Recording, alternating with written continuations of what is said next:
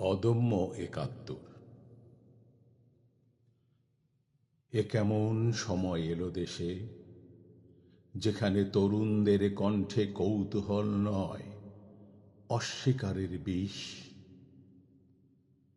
স্বাধীনতার রক্তে লেখা ইতিহাসকে তারা মুছে ফেলতে চায় আঙ্গুলের এক ছোঁয়ায়।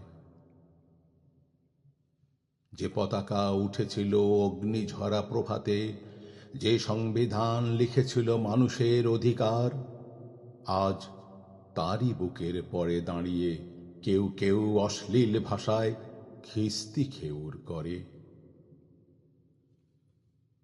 তারা ভুলে যায় মাটির নিচে ঘুমিয়ে আছে অগণিত স্বপ্ন।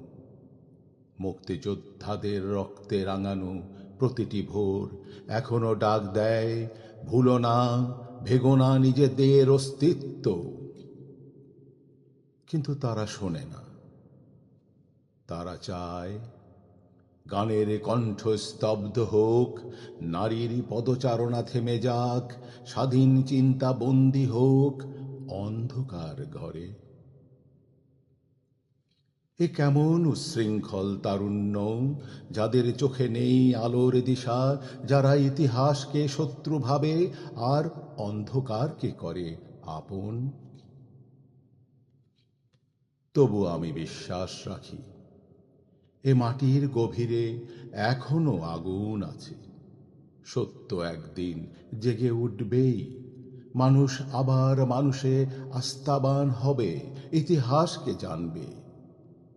কারণ স্বাধীনতা কোনো শব্দ নয়, এ আমাদের আত্মপরিচয়, যাকে কখনো ছুঁড়ে ফেলা যায় না কোনো বিভ্রান্ত প্রজন্মের ভুলে।